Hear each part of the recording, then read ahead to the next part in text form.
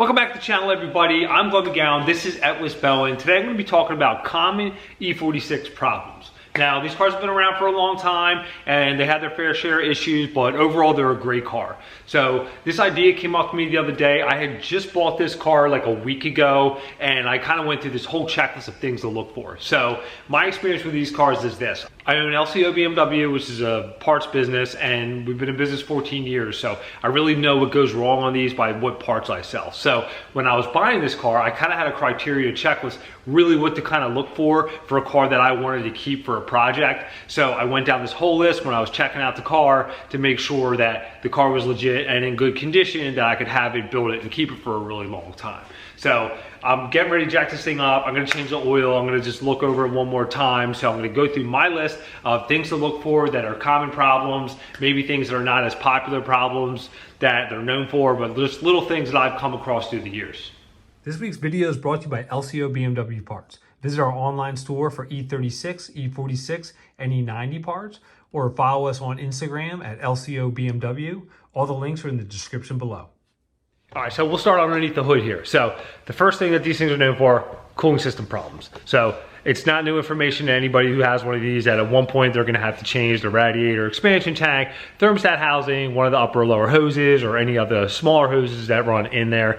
So that's definitely an issue. Now, if you're replacing expansion tank, the radiator and stuff like that, definitely get a name brand, because if you get like an off-brand cheap part, like the expansion tank, and you try to mount that to your like OEM bracket, it may not seal correctly and stuff like that. So I've seen a lot of issues with that. So you wanna make sure you get whatever that is, the expansion tank bracket and expansion tank, all that stuff, a good name brand that all matches, just so you don't have any issues after doing the job. It's not a hard job to do, but you have to disassemble a lot of the front end to get the radiator out and stuff like that. But there's plenty of information out there, and there's a ton of videos on how to do that kind of stuff. So that's not real new information here, but it's definitely a weak link with these cars. Another thing too with the cooling is when people overheat these things. So you know, they'll be like, oh, the water pump's bad, or it needs a head gasket. 9 out of 10 times, there's a crack in your cylinder head. So if you're buying one of these things and the guy's like, oh, it just overheats, and the upper radiator is swollen, well, that means there's a crack in the head, and the engine compression is getting into the cooling system. So these are things to check out. So I bought so many of these cars where a lot of people are like, yeah, it just needs a head gasket. It's never the case. I mean, it's probably 1 out of 100 that the head gasket is actually bad. They usually get cracks once you get those things into the red. So if you see the temperature gauge rising on these, shut that thing down. It'll definitely save you a lot of money. So besides that, basic stuff with the cooling system. All right, so diving deep here in the engine. So valve cover gasket, super common thing. Oil pan gasket, oil filter housing gasket, even the dipstick tube, they do need to be replaced at some point. If they are leaking, it can cause your engine to have rough idle issues, which sounds kind of crazy, but it's very common with these things. So besides the valve cover gasket, if you look down in there and you have oil coming from your oil filter housing and you're going to replace that, do the oil pan, the filter housing, the dipstick tube, and the valve cover like all at once. Like reseal the whole engine and it'll actually run a lot smoother. As you can see, this was just done. The guy had all the service records for the most part of the basic stuff that he did to the car, and the radiator was just done in this too, which is a plus side as well. Moving on to, we'll call it like vacuum hoses and stuff like that. So if you have a crack in your boot, a lot of times underneath here, or the other piece of the boot that goes on the mass airflow sensor to the idle air control, if you get a crack in that, your car will run like crap. You'll get the check engine light on and all sorts of stuff like that. So if you have a crack in there and you don't think that's a culprit, that's definitely the culprit. So you got to look out for that. Any of the vacuum hoses or lines for the PCV valve, they sell all sorts of replacement kits that you can replace all these, because that's really common, because this plastic just gets brittle through time and it'll completely snap off. So they have replacements for the crankcase vent, all those hoses. There's also another hose that runs up here on the intake. That's plastic, that gets brittle and cracks as well. So any kind of vacuum hose, you want to check all that out, because this thing will run completely bad if you have any issues with that. But that's basic car stuff for the most part, but don't rule that out. So the other thing I would say would be diesel valves, these go bad. They can make a really bad knocking noise in your engine as well. There's a plastic valve in there that can go bad and break and stuff like that. They do sell rebuild kits for them as well, and also aftermarket ones too. All right, so while I have the oil draining here, I'm just taking a look at everything from underneath. So you can see the tie rods have some zip ties on the boots, which is kind of common. It's not the original bands, but they were probably replaced at some point. The good news is it's not completely soaked, because a lot of times with these cars, the steering hoses leak, the pumps leak, the racks leak. So this has been serviced at some point. I mean, obviously it's like crusty lines and stuff like that, but there's no big leaks. There's just a little seepage there at the bottom of the pump, which is kind of normal. You can see all the expansion tank and stuff like that's been replaced. Even I can tell this radiator is newer too. Like that, which is a good sign that it's been taken care of. As far as like oil leaks and stuff like that, it looks pretty good. The pan is starting to seep a little bit, but nothing really bad. Just kind of normal stuff for the most part. That's kind of what to look for there. And the other thing too, which I feel like is the biggest pain in the butt with these cars, is these bolts that bolt the exhaust to the exhaust manifolds or the cat pipes. Those nuts all get rusted, and you essentially have to cut them off and drill those out to put new ones on if you have to take your exhaust out. So these ones look like they are not in the best shape, because they're probably like the original ones in there. So when I have to drop the exhaust down, I'm probably gonna have to cut those heads off of those bolts and drill them out and put my own bolts through there. So I just take a quick look at the suspension. These control arms are newer, which is nice, but they all normally kind of go bad. Like those rear bushings go bad, ball joints and stuff like that, but you can get aftermarket control arms for a decent price. So other than that, it looks pretty decent under here. All right, so we'll talk about the transmissions that are in these cars. There's essentially two types of automatics and two types of manual transmissions. So the automatic transmission, you either have the GM or we have the ZF. So the ZF came out in like 01 for the 330 models, and they had a lot of problems, and almost all of them went bad at some point. Like the reverse drum went bad and a couple other issues. So they're very problematic. The GM ones, they didn't have a ton of issues. Now, some of them obviously do have problems, but the ZF one is usually known for having issues. It was a big thing with those. Now, as far as manual transmissions are concerned, so your 323 and your 325, essentially your 2.5 liter cars, they have the Gitrag 5-speed in it, which is a carryover from the E46 models. Now, they're also known for having issues with second gear. Second gear synchros, to be specific, so a lot of times they grind going into second. They're a pretty good transmission for the most part. They can't handle a ton of power, but they're good as a reliable transmission. But second gear, you really got to watch out for. I had a car come in here once. I bought from a guy. He's like, yeah, it shifts great.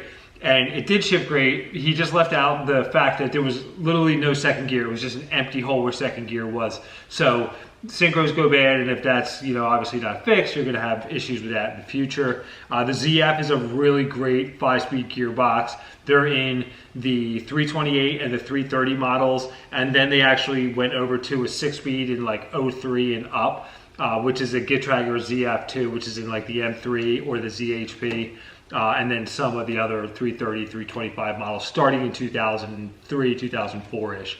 But other than that, ZF 5-speeds are strong trans, and both those 6-speeds are relatively decent trans too.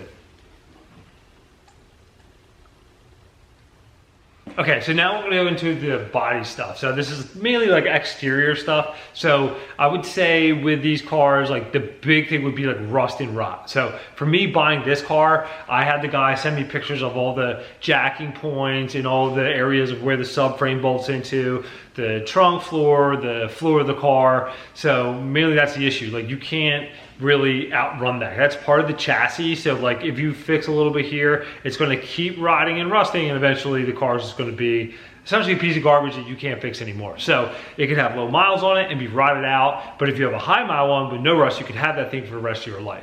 And this kind of goes with any metal car, E36s, E30s, like all those are the same thing. You either have a nice clean chassis in there, or you're chasing rust that you'll probably never capture because it's all structural in those cars. So if you have a jacking area that's completely rotted out, I mean, you could fix that, but it's gonna be a lot of money and a lot of time. So picking one of these that has a clean chassis is essentially everything. So besides that, there is like the subframe issue, and this is probably gonna rub a lot of people the wrong way, but I probably had close to 100 of these things over the last 14 years come through here, and I only saw a few of them with the subframe issues. And it was usually because the cars had the crap kicked out of them. Now, I'm not saying it doesn't happen, because it does happen. And they sell the reinforcement kits for that. But a lot of times, most of the cars I see come through here that are daily drivers, they do not have the subframe cracking or, you know, pulling out or anything like that. So it is common, but it's probably not as common as you think, because all these cars that come through here, most of them do not have that issue at all. And I see them in there. Even ones that are rotted, they're not pulling through there. But it's just something that you check. And if it does have it, it's not the end of the world. You weld your plates up and you're good to go. So now, besides those big things, the little things with these cars, like sunroof issues, like there's you know, cables in there that break, which you can have issues with. You can take that apart and fix it, or you can replace that whole sunroof cassette and swap that out with the used one. We usually sell those if they're in good shape, mainly just because it's a lot easier than going in there and repairing the actual cables in the sunroof, but not the end of the world.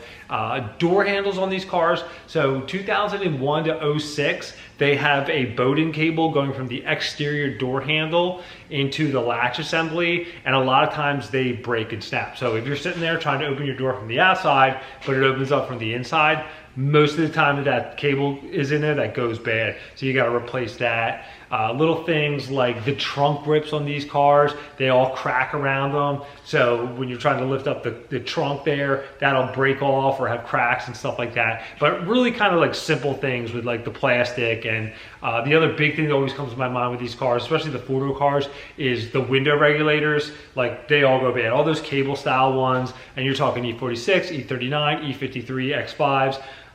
Even I believe the X3s have the same setup, but those cable ones, the little plastic guides, they all break. You can buy aftermarket ones for cheap or spend a lot of money on OEM ones. The aftermarket ones are not that bad. I have one in my X5, and so far it's been holding up pretty good. So, you know, maybe you get a year out of it if you're lucky, but you just never know with that. It's kind of, you know, rolling the dice when you get an aftermarket one. Besides that, some trim issues with the sedans, like the rear gutter trim here, it's like the piece that goes behind there on the sedans, they always pop off. And we always sell them. If we get one in that actually has them on there, we sell that with replacement clips and stuff like that, because they just pop off through time. But other than that, you know, just stupid little things like that that kind of come to mind. All right, now go on the inside and take a look at the condition of this car, and we'll talk about all the things that go wrong on the inside of these things. Okay, so E46 door panels are so much better than E36 door panels, hands down. There's no argument there. If you have an E36, you're like, yeah, he's right. So the cracking in the wood here, super common. These don't crack as bad, but the glove box wood trim cracks a lot. But mainly like the coupe armrest wood always cracks. The back ones do kind of too, but not as bad as the front one. So I really haven't seen one in a long time that has no cracks in there, and the only reason I saw it was because someone just replaced it. Besides that, you're gonna deal with A pillars, B pillars, and C pillars, and the headliner, all the material coming off of it. Mainly the A pillars. These ones aren't horrible, but they are definitely coming apart there. Stuff like that. It's kind of just, you know, the nature of the beast with these cars that it comes off. But you can take them off, you can recover them. The A-pillars, typically when you take them off, behind that little cover piece that will break no matter what when you take that off. So you have to essentially order those if you're going to take the A-pillar off. And I would wait to order, because a lot of times down in front there, when you're trying to pull the A-pillar off, it gets caught down there and cracks the front of it. It's just because the plastic is just really brittle, because these cars are over 20 years old at this point. The B pillars come off relatively easy for the most part, but the C pillars too, they are just really tough to get off because a lot of those tabs break on the back. But it's kind of hard to tell with the materials coming off of those too. But the headliner in this car is actually not horrible. It's really kind of hard to tell. It's not lit up that well. But that's just kind of a common E46 thing. The seats in these cars are relatively decent. If you have power ones, sometimes the motors go bad, sometimes the switches go bad. There is a motor and a little shaft in there, and sometimes those shafts go bad. We actually sell a stainless steel one that you can replace that from seatshafts.com. That is an upgraded part for that. But other than that, the power seats are relatively decent. Your tan seats and your gray seats, they wear faster, like in the bolsters and stuff like that, faster than the black ones. The sport seats get this little split in here in the stitching and stuff like that, but not the end of the world. Here's a look at the back. So, but you know, as the cars get older, you're gonna have issues with the material and how much you use it and stuff like that. Okay, so that's my handful of items and things that I ran into in the past. So if there's things that I missed that you feel is important, comment down below. There's just a lot of little things, and I feel like I know these cars pretty well at this point. And since I just got mine now for my new project, I just wanted to make sure that I went over everything myself to know exactly what I was getting into when I was buying this car. I wanted to share that information. So if you enjoyed the video, hit that like button. Thanks for watching.